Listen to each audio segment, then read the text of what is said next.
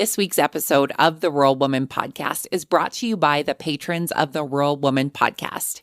This amazing group of individuals contribute financially to the Rural Woman Podcast to ensure the stories of women in agriculture hit your earbuds each and every week. Want to join them in supporting the stories of women in agriculture while getting access to extended episodes, patron-only episodes, and other great perks? Head on over to wildrosefarmer.com to learn more about how you can become a patron through Patreon.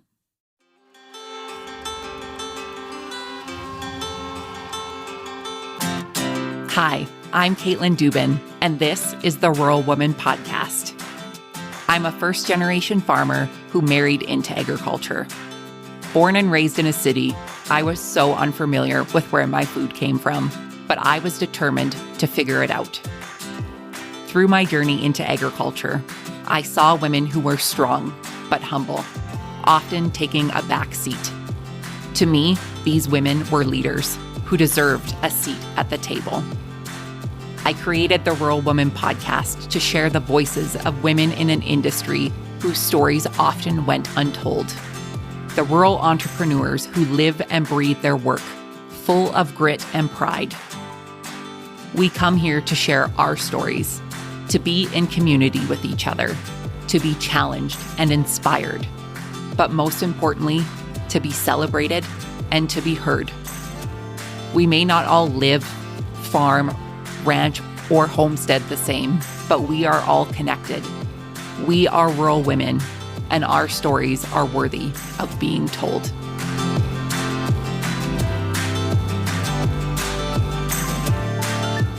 Hey everyone, welcome to this week's episode of the Rural Woman Podcast. Today, you'll meet Lindsay Hamilton. Lindsay is a fifth-generation farmer with a passion for growing, soil, and education. When not helping to oversee their 3 family businesses, which include a sod farm, greenhouse, and landscaping company, she enjoys spending her time on her 1-acre garden with her husband and 2 kids, making maple syrup and quilting. She is a true believer that there is no such thing as not having a green thumb and wants to teach as many people as possible to grow their own food and preserve in a modern way. She believes there's a little homesteading and farming in everyone. I am so grateful to share Lindsay's story with you today. I had the privilege of meeting Lindsay when I took a trip to Quebec in the summer of 2022 when I visited Laystone Farms, and had such a great time getting to know Lindsay, and now you get to know Lindsay.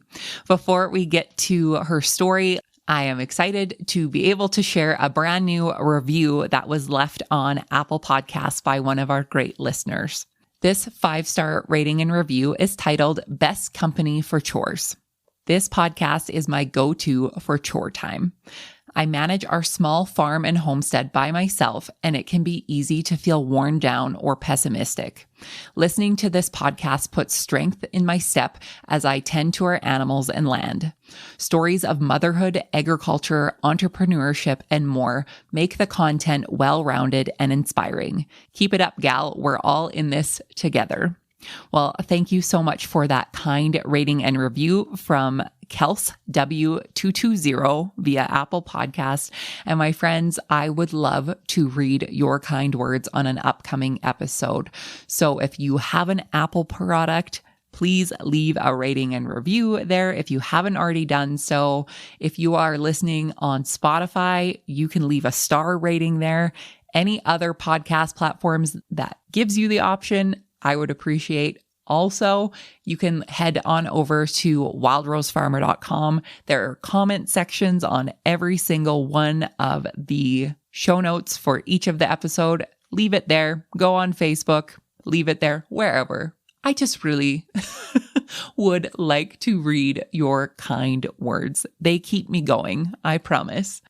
Without further ado, my friends, let's get to this week's episode with Lindsay.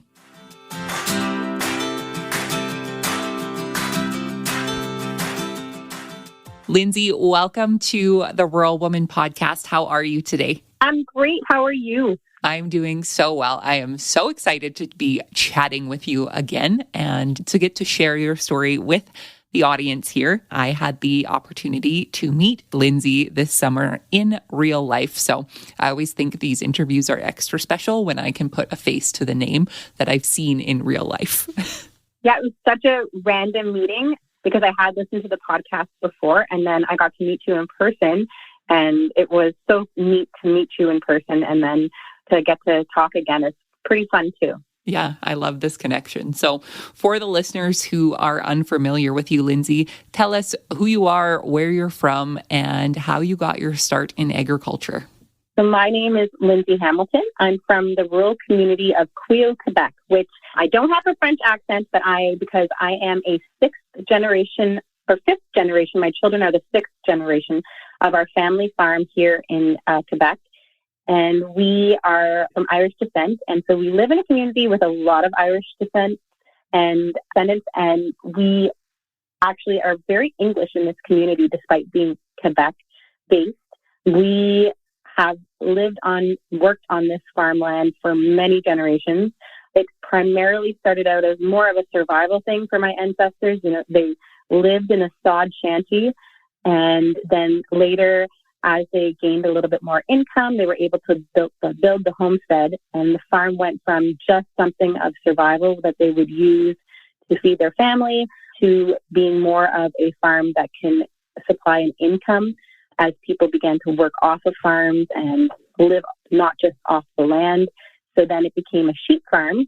And then later on, it was my father who actually saw the opportunity in our area and a need for a turf operation. So he began that in 1977 alongside my mother, and they have been growing sod ever since here at Mountain View. So lawns, soccer fields, golf courses, all the above. We grow sod for all of those different needs for people. I think that is a pretty incredible story to hear, from a sod shanty to growing turf for your community. That is such a lineage and such a heritage. And it's so neat that you know all the way that far back to where you came from. It's a really special connection because we, in the winter, like a lot of farmers here, we actually do some maple syrup too, just as a little side hobby. And the trees that we tap were originally planted by my great-great-great-grandfather when he settled here at the farm. So these massive trees we can put 4 or 5 taps in were actually planted by him. And then many generations later, the maple syrup from these same trees were then boiled in what we call the horse pasture. So my grandfather and his sister would take out the horse and the big team of horses with a buggy, and they would spend the day at only a small age of like 10 and 11 years old. They would man the fire in a big cauldron outside in the horse pasture, and their mother would send them with a packed lunch and boil it into maple syrup. And so these trees now that he tapped, I'm tapping with my family now too. That is so incredible, Lindsay. That is that just gives me goosebumps hearing that. That is so neat. So growing up on this property and, growing up in the industry, was there any doubt in your mind that this is what you wanted to be doing when you grew up? Or were you thinking of you wanted to head off of the farm? I co-own the business Mountain View now with my brother, Jared. And he's older, and from a very young age, he just knew he wanted to be on the farm. He's a homebody by nature. He's more of the child. We'll call him the typical sheep, whereas I was much more of the black sheep of the family from the two of us. And so what I really thought I wanted to do was be off the farm and in the city and singing on Broadway and doing all sorts of different things that would involve the arts and music. And then I went to the city for a little while for various trips, and I hated every minute, and I couldn't wait to get back home to the farm. And so I knew very early on that I had to figure out what my niche was, because I wanted to join the family business and I wanted to stay on the farm and live and raise my own family on the farm. But I also wasn't the typical farmer. So how was I going to be able to use my abilities the things that I'm passionate about and apply them to agriculture here at the turf farm? Yeah, for sure. I love that you recognize that about yourself and knowing that you're not a typical farmer and what could your place be in the business. So tell us what that place is and the structure for Mountain View Turf Farm. What do you guys do there? So we do a lot of things. So obviously the primary business is the sod. We have 700 acres of tillable land, which is all of sod. So it is a beautiful product takes about 2 years to grow from seed to harvest time. So it's different than the typical cash crop operation in the sense that, within a season, that cash crop farmer will get a profit off of the fields, hopefully meaning that they had a great year and weather was cooperating. Whereas we have to manage and put cost into these fields for 24 months in comparison. So it takes a lot longer to get that profit off of the field and a lot more time maintaining it and praying for good weather so that the turf fields aren't ruined from that delay in harvesting. My job here at the farm is I deal a lot with inventory. I'm a to-do list person. I'm a list lover. So I love to make up lists and inventory, human resources. I do a lot with our social media. I have a big passion for growing. So I'm kind of a self-proclaimed disease and bug expert here at the farm. So if anybody has any questions about weeds or diseases or bugs, they typically bring it to me because it kind of fuels my fire a little bit to see and diagnose things. So they bring it to me and they think it's disgusting sometimes, some of these typical turf grubs and worms, but I love them. And also soil analysis. I love looking at the science of soils because I think that our area has such a cool growing area that from 1 acre to a next, it can be completely different soil mediums depending on the history of those fields. So that's kind of my role here. And I'm able to take my passions and my different abilities and that are completely different than my business partner and brother, Jared. He is literally my polar opposite. And we just are able to kind of be that yin and the yang to the business here. I think that's what you need in business, though, and that's what it takes to run a successful business is the yin and the yang of, people have different talents in different strengths in different areas and utilize those talents and strengths to build your business and to build a great partnership, especially if it's with your family, because those partnerships are obviously important in business and in life. Absolutely. And I'm thankful in the sense that, so because of our farm and our homestead, he lives in the original farmhouse and quite literally next door, I'm in there with my family in what was built later, the retirement home. And so we live next door to each other. So it's a good thing we get along. Yes. Yeah, for sure. So you said that it's 24 months of a growing cycle for the sod. Can you walk us through those 24 months and just give us a broad overview of what the life cycle is for turf? Sure.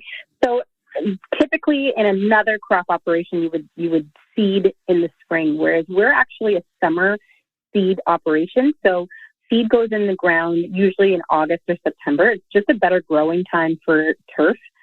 So what ends up happening is after a field is completely cleared of previous sod, it's plowed down and then we apply typically chicken manure because my brother has a chicken operation. So we have a manure source that's very cheap and as well as what's called a biosolid, which is just a paper byproduct that we get from the local pulp and paper mill here.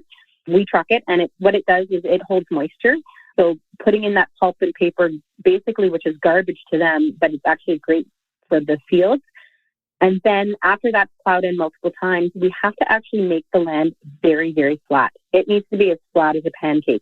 And that takes probably a big amount of time just to make sure that there's no hills, because a hill or any little bump in the field will mean that square footage in 2 years is not harvestable. So it has to be as flat as possible. After it's completely flat, we'll go in there with what's called our brilliant seeders. So we'll cross seed, so we'll go in multiple directions with the seed, and it basically just drops it down. We always try to time it around a time of rain because nothing is better.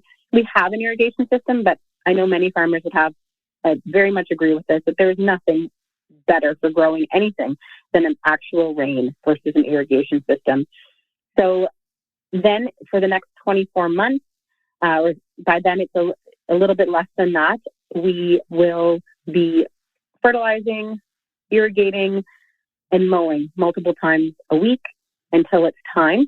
And then turf is a winter dormant plant. So basically you don't have to do anything to it to the winter. It kind of goes into its own dormant state. It goes to sleep and hibernates for the winter. It reserves all its energy. And then in the springtime, it'll green back up. So the only thing you really have to do in the springtime then is actually go over it with a very heavy roller to sometimes the frost will make the roots heave off the ground. So you just want that contact with the roots back to the soil whenever the spring comes during that thaw cycle. And then once we know that the tensile strength or the ability for it not to rip is good, which we basically just take a steak knife and drive around the fields and test different areas, try to pull away from the turf from each other. And if it doesn't break, that means it's harvestable. And then we will harvest them. And we have two different types of rolls right now. So one is our small roll that's 2 by 5 or 10 square feet. And then another roll, which is a huge roll, is 2 by 118 feet. So 262 square foot roll, which works much easier for a large soccer field application. That is so neat. And I'm picturing this all in my mind while you're saying this. And just the different, the growing conditions of grass. Like when we're thinking of it, I'm thinking of the grass that grows outside of my window. Yours is much nicer than mine, I'm assuming. But it just is something that I guess, in agriculture and in the fields that I stand in versus the fields that you stand in, we are essentially growing plants is what we're doing for different purposes. And yours is, for the landscape and for fields and for recreation, basically, and beauty. And, mine's to eat. So. Yep, absolutely. Grass has kind of gotten a bad rap lately and I know that there's some things that are practices that are disagreed upon, but for the most part, grass is the number one supporter of erosion.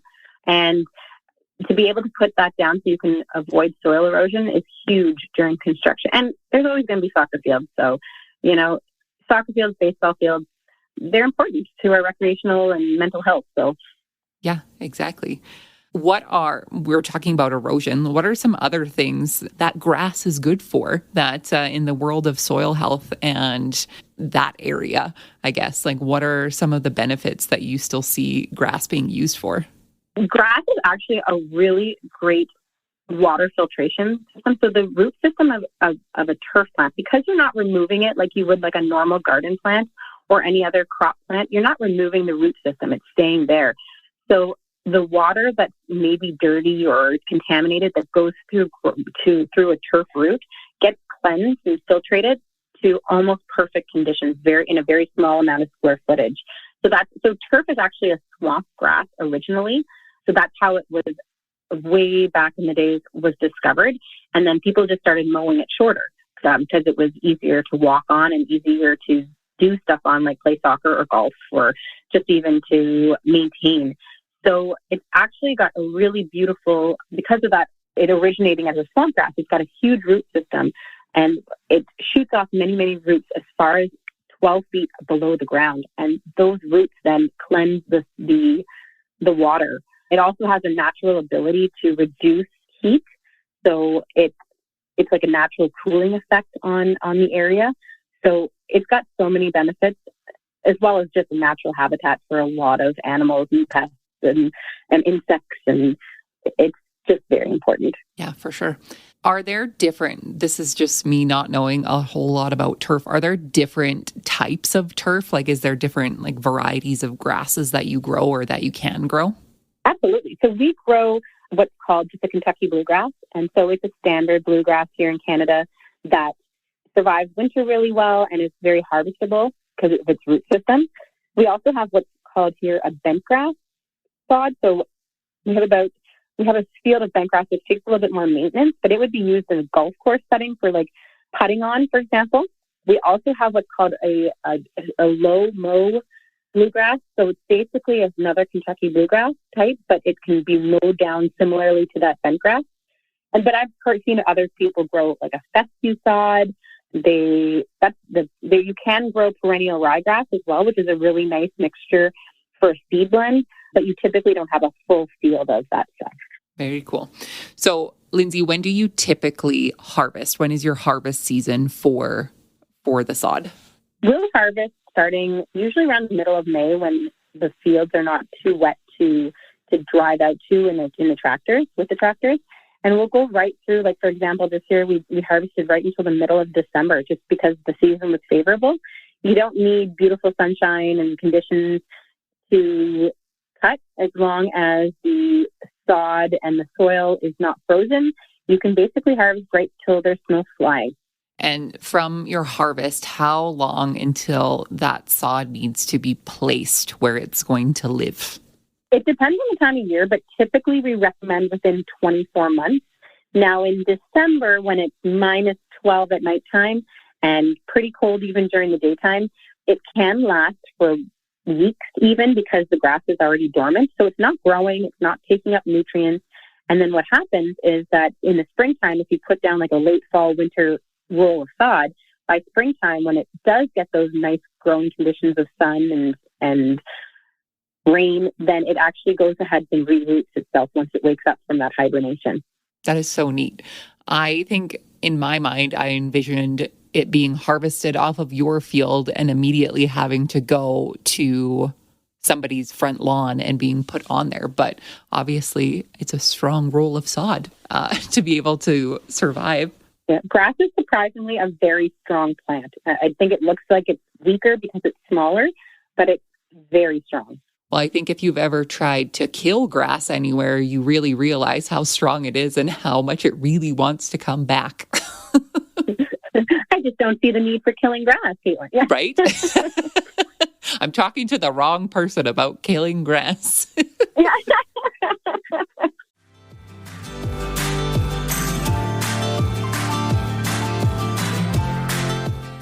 You can help support the stories of women in agriculture to be shared through the Rural Woman podcast on Patreon. What is Patreon? It's a membership-based platform that helps fund and support creators like me to create and produce content like this that you all love. New to the Rural Woman podcast Patreon is ad-free listening and patron-only bonus content and exclusive episodes. Learn more and join the patron gang today at patreon.com/The Rural Woman Podcast.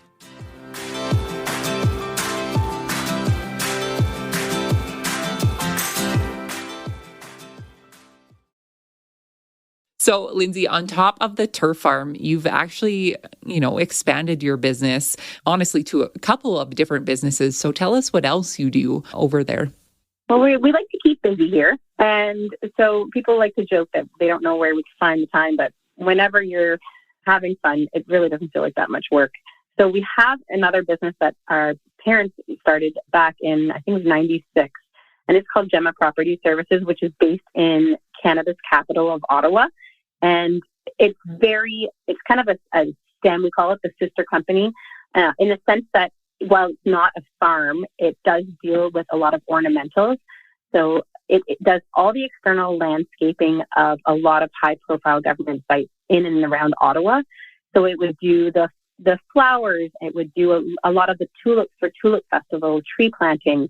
It just makes sure, that company makes sure that all those beautiful government sites that are being visited and toured are looking beautiful for all of those pictures that get taken during the summer and winter months by all those tourists. We kind of like to say that we set the stage for people's memories on their trips to Ottawa.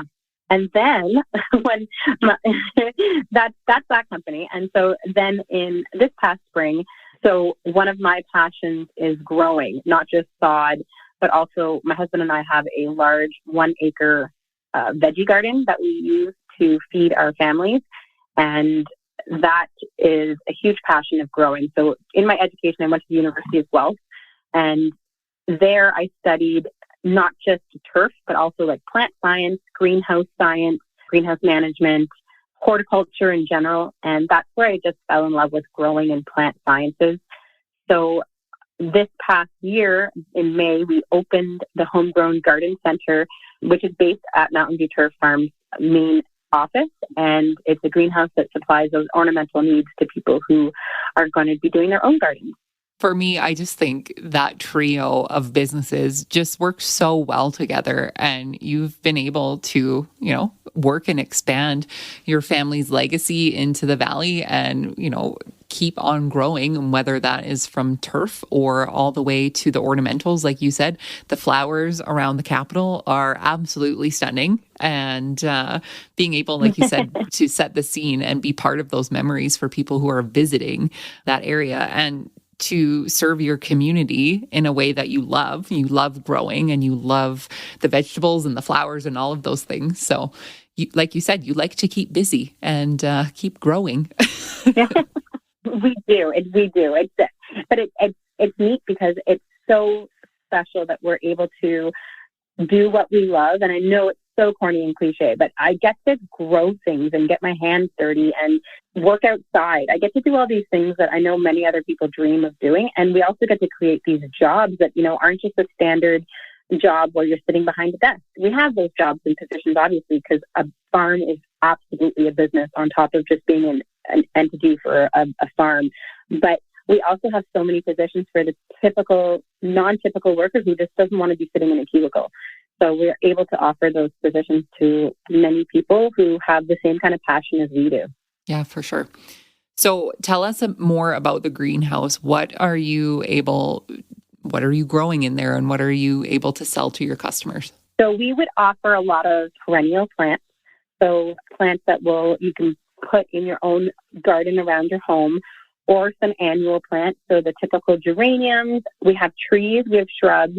One thing that I'm obviously very passionate about, besides growing, but also growing your own food.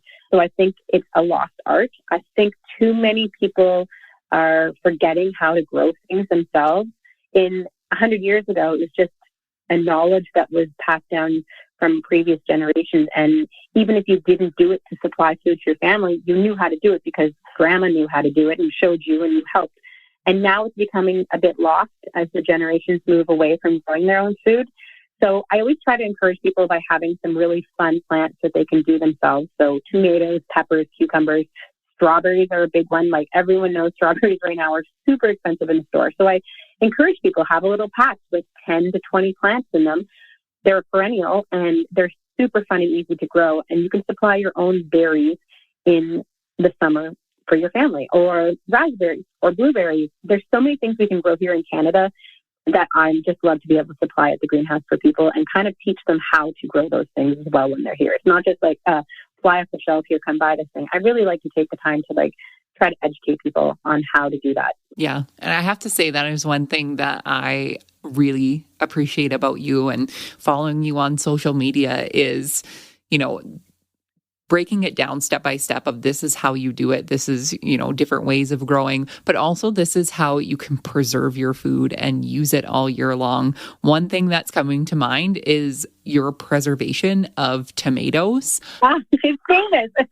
It's so good because I think we have this notion in our mind that we just overcomplicate things for ourselves, and it doesn't have to be complicated. You don't have to learn how to use a pressure canner and worry about blowing your house up.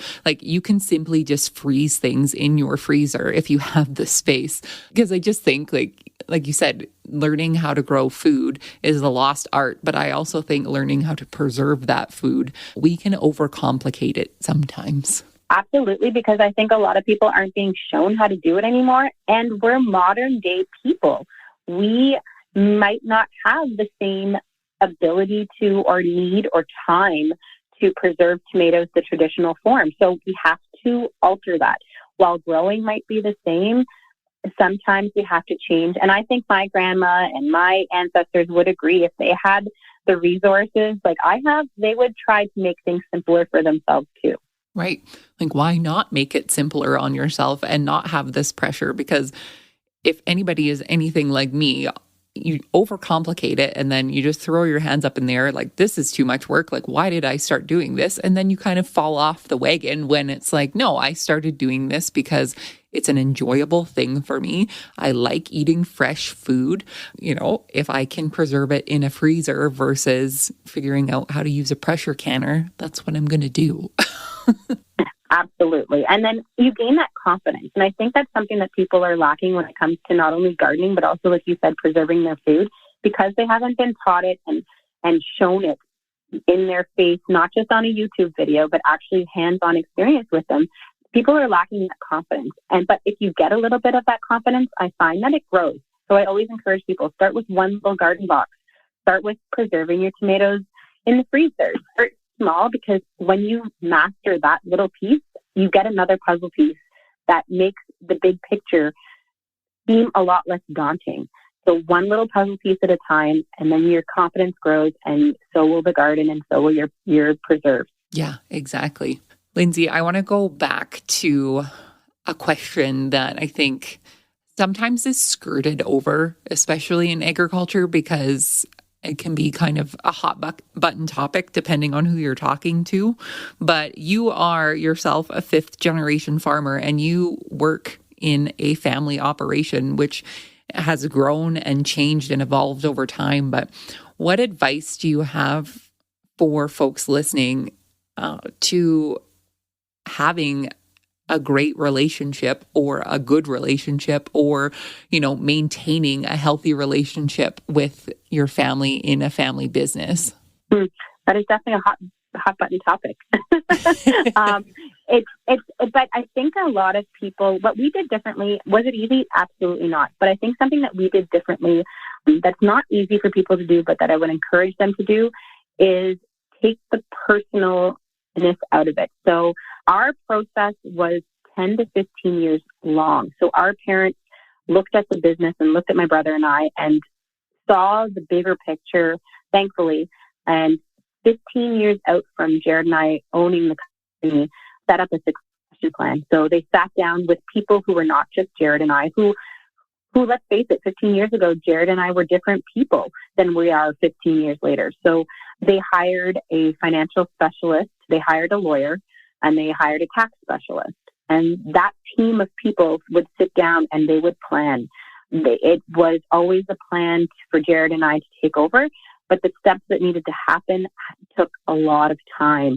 So there is a lot more things that have to happen, from passing down a business to just the actual operation itself. There's a lot of more things like signing over the actual land and signing over, there's tax implications, there's financial implications from succession farming. And I think that's why a lot of people delay it, because of those. But making sure you have the patience and the foresight to do it much earlier than what you want to, and getting a team in place that is not just your children or this other family members, because sometimes it's hard to get past a family business and a family farm because it becomes personal. And being able to set that team up that is not directly related to you, I think has a lot of value. I couldn't agree more. And like you said, the personal aspect of it, I think that's the part that people get really hung up on, and worrying about feelings and emotions involved, which those are all valid things to be concerned of and obviously should be in the conversation there, but it's not the main thing. The main thing is the business, and how do we transfer this effectively to make it as easy as possible. Absolutely. Christmas dinner looks a lot different when you're sitting around with people that you might be doing business with, and making sure to step that farm business away from that Christmas dinner table so that you can keep having those beautiful family moments past that transition time, I think is key, and giving yourself lots of time to do it. I think people really underestimate how long it can actually take. Yeah, for sure. Like you said, it's not an overnight thing. And usually if it is a really quick turnaround, there's unfortunately something that happened because of it. If you're having to pass things over quickly, or if there was a death or any of those things, and those are all worst case scenarios. So giving yourself the time and giving family time to transition and process these things, I think is super important. Absolutely. And just encouraging and trying not to be debative. So I think many farms and older generations really hold on to it because it's their legacy, and having that respect for their legacy so that you can then recreate your own legacy later on is difficult, but also necessary. So keeping that other person, another generation's legacy alive by also changing it when time comes is really important. It's a mutual respect thing. Yeah, for sure. I think the respect piece is super important in that. And thank you for sharing all of that with us. And, I think it's encouraging, especially for folks who could be going through similar things right now that don't really see the light at the end of the tunnel, to know that it does take time and patience, which can sometimes be really taxing. But those are important things to remember in any transition for any operation, but specifically for family farming. Absolutely. Just remember to your core that you love them and that you're family. So exactly. Repeat that to yourself every day. I love them. I love them. I love them. Lindsay, what is next for you in Mountain View Turf and the Homegrown Garden Center and all of the good stuff? Well, we're coming out of that post-pandemic life right now, which has made things difficult for supply and the chain supply stuff. So we're doing that. We always have some different businesses and things on our mind. To our core, our family's big on community. So we're always trying to better our small rural community because we have a big passion of where we live. We love Quio. We love the Pontiac. And we are always trying to do different things to kind of better the community because rural community doesn't have the same type of resources as a big city would. So being able to help where we can is really important to us. So we're always trying to think out of the box there. We've recently expanded our acreage here at Mountain View. So that has been a big adjustment. We've doubled in inventory basically in the last 2 years. So making sure that we grow, but we don't grow too fast. Yeah, that is extremely important. And especially like you said, coming out of pandemic life, still being a toe into it, like not knowing about supply chain management and all of these things and wanting to grow, but doing it, like you said, in a pace that works for you and works for your operation. And do you have any big plans for the greenhouse for your next upcoming growing season? For this growing season, definitely, because I'm feeling a lot less stressed. This time last year, before Christmas, we were just in the middle of starting to actually build the greenhouse. And so I wasn't able to start certain plants early enough, like I wanted to. But this year now it's standing and it's heated. So now I get to start some things earlier like I wanted. And so being able to play in the nice warm tropical greenhouse this winter, I'm really looking forward to. We're going to be bringing in, now that we kind of know what people want and are looking for, we can really hone in on those. And as well, I didn't want to do it year one because I was already overwhelmed with opening the business. But this year, I'd really love to do some workshops with people about preserving food and how to grow things and just kind of like a 101, just to kind of, and it's also a great outreach chance for people who have similar interests or maybe who have lots of questions, just kind of want to come and check out the greenhouse. Yeah. I'm very jealous of you being able to go out into a warm tropical greenhouse during the cold winter months and get to play in some soil. So I'm very jealous of that. I'll be thinking of you. Thank you. I appreciate it. Okay, Lindsay, we are going to jump into our new segment of the rapid fire questions. Are you ready for them? Okay, I was born ready. I'm good. I'm glad. Okay. Our new rapid fire segment is brought to you by Canada's Egg Day. On February 15th, 2023, people across the country will celebrate the food that they love and the people who work hard to produce it. In addition to being a day to celebrate farmers, producers, and all participants in the agri-food industry, Canada's Agriculture Day is one of the few times that consumers can hear the industry speak with one voice. Canada's Egg Day is a day for farmers to share their pride and their love of food. So no matter how you get your social, make sure you are using the hashtag CDNAG Day, Canadian Egg Day, when you do. And for more resources, you can check out the link in today's show notes or head to eggdaycanada.ca. All right, here we go. My first question for you is, if you could only pick one vegetable to grow for the rest of time and you only could grow one, what veggie would you grow? Oh my gosh, if you could see my face, my jaw just dropped. So it's like picking one of my favorite children. Okay, one. I would pick, I would pick a potato because I feel like they last the longest. You can grow them. You can eat them during the summer, but then also eat them all winter long. Whereas there's not a lot of vegetables grown here in Canada that are like that. See, I wouldn't have pictured you to pick a potato. I thought you would have picked a tomato. Well, yes, but like I feel like that satisfaction of not having a fresh tomato in the winter is kind of is hindering. I can always grab my potatoes from my cold storage, and it's just like it came right out of the dirt. That's very true. And potatoes, like you could make so many different kinds of potatoes. Yeah, exactly. I'm just making pierogies this coming weekend, so to have in the freezer. Amazing. I'll be there this weekend to eat those products. So, okay. Next one. Nice. This is going to be like the flip side to this question. If you could pick the one fruit or vegetable that if you didn't ever have to grow again, that you would never want to grow again, what would it be and why? Oh, I do this often, though. This is a loaded question, just so you know, because I have a science heart, I like to grow things that I've never grown before every year. And 9 times out of 10 at the end of the year, I'm looking at myself going, why did I waste that space on this vegetable? So I'll give you examples. Eggplant. I planted eggplant, which I thought this will be cool. I've never grown an eggplant. This will be wonderful. And then I grew it and I hated growing. It's got thorns on it. It's got thorns on the stem. It takes forever to grow. And I hate eggplant. So I'm like, it took up so much space and in my time because it's a really finicky little plant. And I'm already getting mad thinking about it. There you go. No more eggplants for Lindsay. I don't think I knew they had thorns on the stem. So that is good to know. Me neither. Okay, this might be the toughest question. And I thought of it immediately when I thought I was going to talk to Lindsay, the turf farmer. It's a this or that question. What smells better? Freshly mowed grass or fresh baked bread?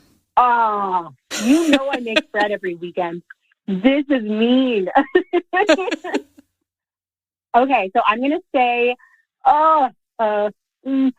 fresh mowed grass. And I'll say because when I was, so I lived in Guelph when I went to school there, and I was really homesick.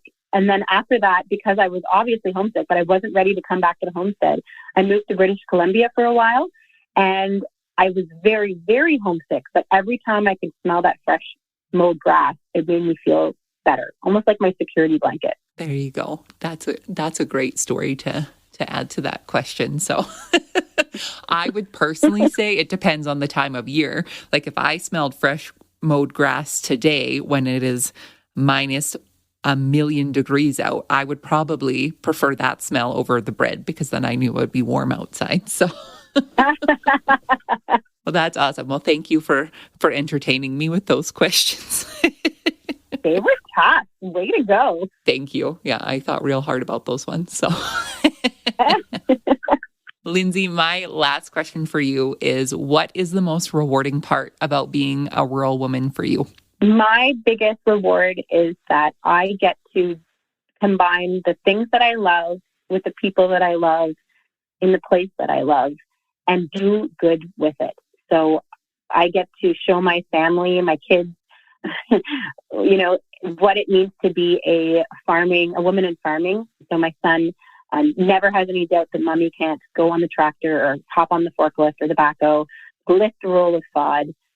He's starting to see and love the idea of coming to work and being on the farm to work because he's watching our love for it through us. I get to wake up and look out over the acres. I get to work with some of my best friends and the people that always have my back, and we always have them. It's a really cool operation in that sense.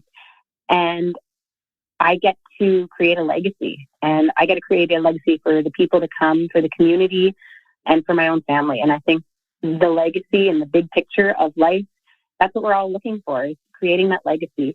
And it's so fun to see it unfold day to day as I do the things that I love.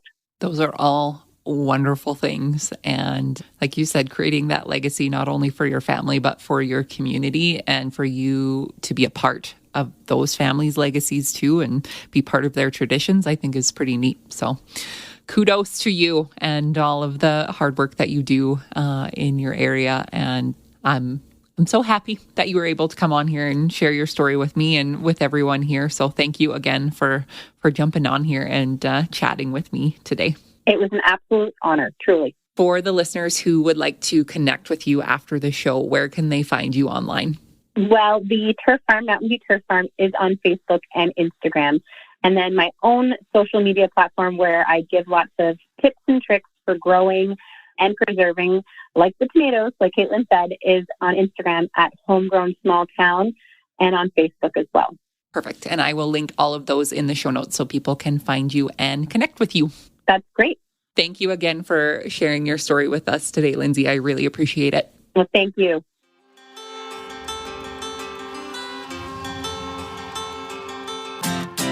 Thanks for listening to the Rural Woman Podcast, a proud member of the Positively Farming Media Podcast Network. The Rural Woman Podcast is more than just a podcast. We are a community. A huge thank you to the Rural Woman Podcast team, audio editor Max Hofer, and admin support from Kim & Co. Online. A special thanks to our Patreon executive producers, Sarah Riedner from Happiness by the Acre and Carrie Munven from Laystone Farms.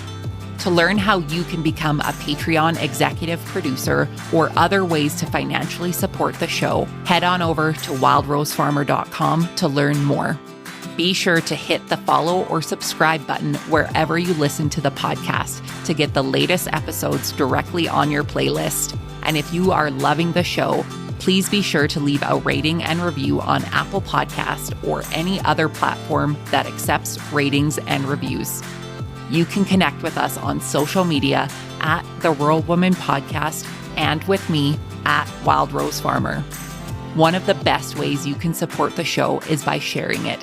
Send this episode to a friend or share on your social media. Let's strengthen and amplify the voices of women in agriculture together. Until next time, my friend, keep sharing your story.